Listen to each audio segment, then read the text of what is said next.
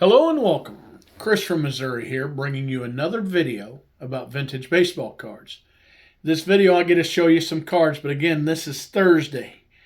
And on Thursdays, if you watch this channel much, you know this is the time that I do a segment called Just a Bit Outside, where I show cards and talk about players that are just not quite good enough to be in the Hall of Fame, or they just haven't been voted on yet. But remember, I take cards that were take the players that are rookie cards before 1980. And so there's some really good ones that, of course, I'm leaving off. But maybe when I do something else, maybe I'll dive into some newer players. But I love showing you some of these vintage cards and these vintage rookie cards of some of these players that just aren't in the Hall of Fame yet, or just not quite in the Hall of Fame. And this is a wonderful time of the year. I'm doing this on March 20th. Now, this is my anniversary, and I'm just having a great time. This is a wonderful time of year for me. It's the start of March Madness in basketball, and it's really the opening weekend of the tournament. And this is the end of spring training. We actually have some games that count that were played in Japan a week ago, and just getting ready to start Major League Baseball. And so I'm having a wonderful time. Now, I've shown in this Just a Bit Outside series over 40 cards of players that aren't in the Hall of Fame, that are close to being in the Hall of Fame. And this segment's kind of coming close to an end. There are a few more cards I want to show. But, man, I'm enjoying this, and I want to thank the supporters that I have that are leaving comments. I'm telling you, some of you guys' comments have a lot of thought into it. You have a lot of passion for the game, and I just love you. So if you do see me at any card shows or anything, please come up and talk to me and let me know how much you like this or this concept. And gosh, I hope this doesn't end, but it has to sometime. So I'm going to show you 3 cards today, and hopefully they're 3 rookie cards. I haven't really checked it over to make sure I'm correct on the rookie cards. So if they're not, please forgive me. But the first player that I'm going to show you and talk to you about, I don't know if he belongs in the Hall of Fame, but he was a mountain of a man that played for the Cincinnati Reds in the 50s and the 60s. He was a very good hitter, but I just don't know if he's Hall of Fame worthy. And I love this card, and this is why I'm showing this card right here. And I know this isn't his rookie card but I just want to show this card, and that is Ted Kluszewski. Now look at those shirt sleeves, or look at those lack of shirt sleeves. See, he had to get special permission and get it approved by Major League Baseball to tear those sleeves off. And he said it restricted his swing. He's got some pretty large guns there and muscles, but I think he probably could have used the regular uniform. But man, he was well liked in Cincinnati, and he had a 31.5 WAR, which is not Hall of Fame worthy as far as WAR goes. But again, sometimes, and the next player, when I talk about him, I'm going to again be confused about the stat of WAR. But he had 1,766 hits, which is not a lot. But he did have 279 home runs. He had over 1,000 RBI, and he batted .298. That's really close to 300. And for a big guy, that's really good. He was a 4-time All-Star, so he's kind of a fan favorite. And he was in consideration for Most Valuable Player 6 different times. And I think he finished as high as 2nd, but he had a 6-year window where he hit 35 or more home runs with over 100. And, there was one season, 40-some home runs with 120 RBI. I mean, he just was a flat-out stud.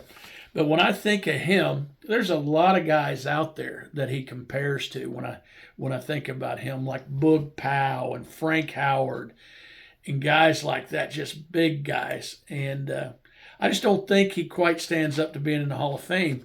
And I like to go down to Baseball Reference and see who he's compared to.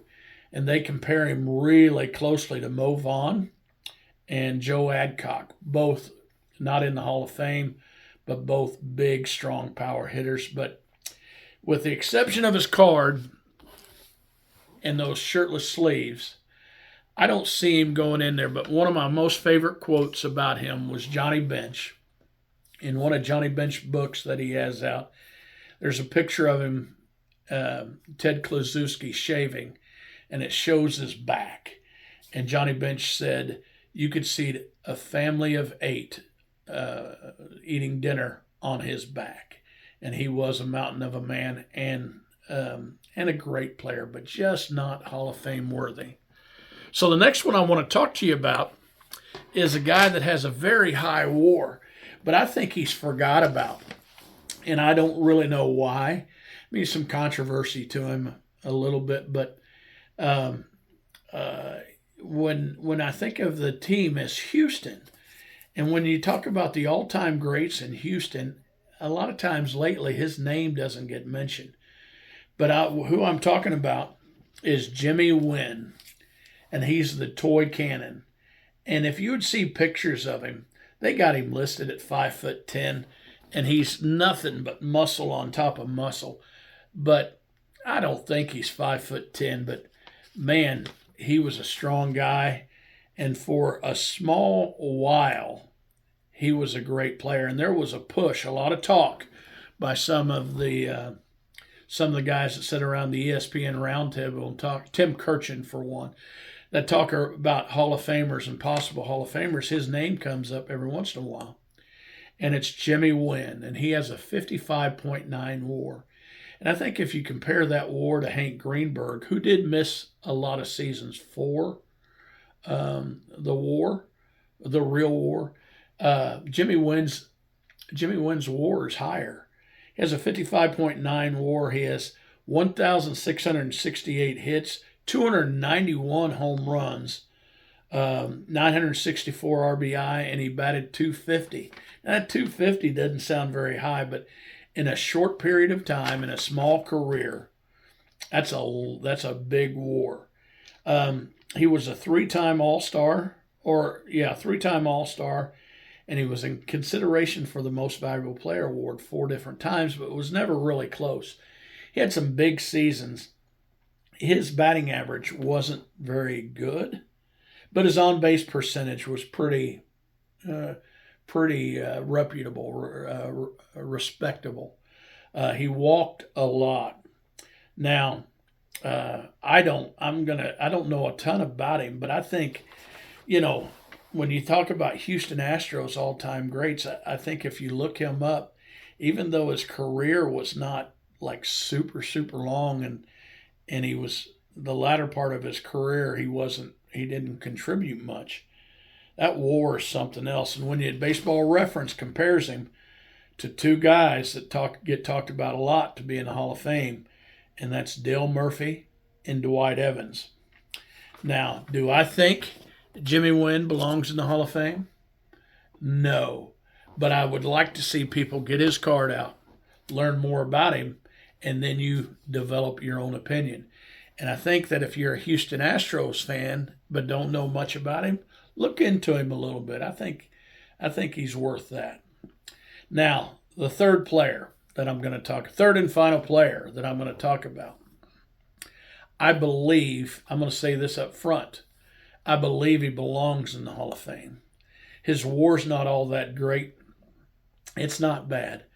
But he's a shortstop. And when I was growing up, for the longest time, I believed him to be the best shortstop in the National League, and maybe for a while there, the best shortstop in baseball. Now, he was succeeded by a shortstop that's in the Hall of Fame. And I'm telling you about Dave Concepcion, shortstop of the Big Red Machine in the 70s. Now, coaches would tell you, at least back in the day, that if you're going to have a really good baseball team, you need to be strong up the middle defensively. In 1970, in the 70s, when Dave Concepcion played for the Reds, they had Johnny Bench, catcher, perennial Gold Glove. Cesar Geronimo in center field, perennial Gold Glove. Joe Morgan, Gold Glove. Dave Concepcion, Gold Glove. They were strong up the middle. And I think Dave Concepcion was a big part of the Big Red Machine being so good. Now, he had a 40.1 WAR, which isn't all that high, but he had 2,326 hits. Now, he just wasn't a guy that just kept, getting stats, just playing so those stats would add up. He was a big contributor and a major contributor for his team. He had over 100 RBI or 100 home runs, and he had 956 RBI, which is a lot for a shortstop back then. See, he was kind of one of those tweeners. He was playing before your Cal Ripkens came about. But he was 6'2" or 6'3", lanky shortstop that could get to a lot of baseballs that a lot of people had to dive to get. He could get to him. He was part of a tremendous double play combination with Joe Morgan. Dave Concepcion was a 9-time All-Star, and I know All-Stars aren't the be-all for making the Hall of Fame, but if you want to see somebody, if you want to look at their stats and see if there's a chance they'll make the Hall of Fame, look how many All-Stars they make. And if there's a lot of those, there's a good chance they're going to make the Hall of Fame. Now, there's some exceptions. Bill Freehan had a lot of All-Stars and All-Star votes, and he didn't make it. Steve Garvey, Keith Hernandez. So there are quite a bit out there. Dave Concepcion, 9-time All-Star, 5-time Golden Glove. He won the Silver Slugger twice. Late in his career, he moved up in that order of the Reds' order and a big contributor. He was in consideration for the MVP 3 different times. To this day, I love comparing stats with Barry Larkin, and I was a Cincinnati Reds fan through both of those guys, and I'm here to tell you, I don't think Barry Larkin was that much better than Dave Concepcion. Now, you're going to throw some comments at me and say, gosh, Barry Larkin MVPs and Silver Sluggers here and there. And I get it. I get it. But sometimes somebody's good. And, stat-wise, and if I was going to rank them, somebody put me on a show to rank I would have Barry Larkin ranked higher just because I know with what you are on the back of your baseball card is what you are. But in the field, I thought Dave Concepcion had no comparison when he played. And it's hard to get that out of my mind. And I do believe Dave Concepcion belongs in the Hall of Fame. And he is one of the few of these just a bit outside guys that I think belong in the Hall of Fame. So Kluszewski, no. Jimmy Wynn, no. To me, I'm going out on a limb and say David Concepcion, yes. You guys that watch this, don't tear me apart on this whole David Concepcion thing. You can tell me you don't agree, that kind of stuff.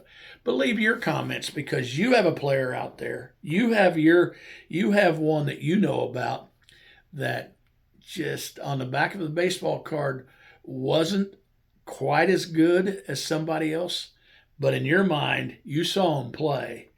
You can argue for the guy that you like. Dave Concepcion's that guy for me. Now, guys, I love this segment. I want to keep doing it. Thanks for getting involved. Thanks for leaving comments. And, guys, remember, this is just a hobby. Collect what you like.